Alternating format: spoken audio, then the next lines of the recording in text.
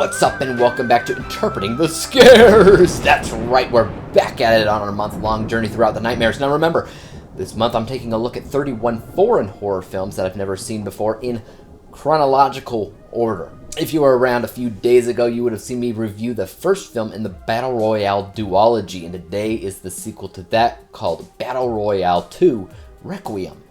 Let's get cracking. This time around, those that survived the game in the first film have banded together and vowed to kill all adults in retaliation for their evil ways. And so the adults have created a new version of Battle Royale called BR2. In BR2, the kids are not tasked on killing each other, but rather killing the group of terrorist kids that are hell-bent on taking down the government. And to help make sure that they're doing as they're told, the head-exploding necklaces that they're known to wear are now linked to another student, so if one dies, so too does their team member. In general, this is often seen as the lesser of two movies, and it's not really hard to imagine why. The first film had a relatively simple plot, while this movie complicated things a little bit by making two group of kids, and a majority of the focus of at least of the first half, was not on the kids from the original movie, but rather this new group of kids in the BR2 squad. And this was ultimately the group that you don't really care that much about. The actual group that made this movie interesting at the end of the day was the terrorist group going against the adults. Now, instead of it being two group of kids against each other, I would have written it as the kids somehow figured out a way to kidnap and force the adults to go through their own battle royale of sorts as a form of sweet, sweet revenge. That would have been pretty interesting. But as it is, what this film did was introduce a few intriguing ideas, but still somehow made the first half of the movie feel like the same thing as the first, just not as good because it wasn't as simple or as straightforward. The second half of the movie, though, definitely had more of a focus on the terrorist group of kids, and that's when things felt a little bit more fresh as a whole, but it did take a long time to get there because in general, the movie's just too long. It's like 2.5 hours long, and you feel the runtime. That's because there's just not enough material in the movie to warrant that runtime.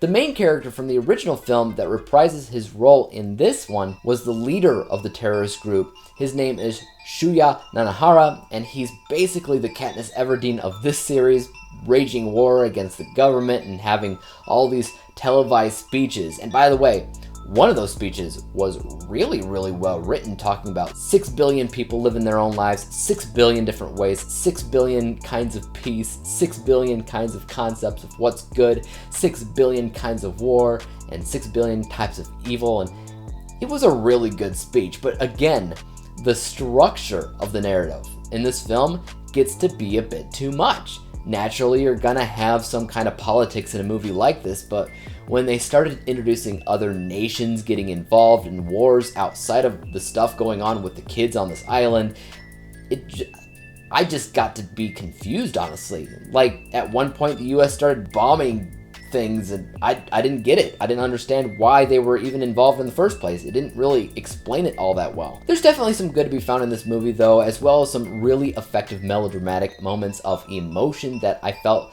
were more relatable than the first movie, but I would almost say that there was more problems in this than need be, including the same issues that I had with the first movie, because it's still supposed to be middle schoolers, and I'm sorry, but those are not 9th graders. They're all adults, and you cannot convince me otherwise. Overall, I scored Battle Royale 2 Requiem a C+ letter grade, final overall score of 65%, 65 out of 100 possible stars, which is slightly lower than how I scored the original movie, which was 73%, meaning overall it has the look and the feel of what I got out of the original movie, but it got overly complicated, and despite its positives, it lacks the quality that I look for in any given sequel, and overall, I'd rather just watch the original, if anything. Have you guys seen Battle Royale 2? If so, I'd like to hear your thoughts about it in the comment section down below, and also let me know which one you prefer between the two. And as for YouTube, you guys know what to do. Hit the like, subscribe button, and bell to be notified when I come out with my next review for Interpreting the Scares. And until then, peace out.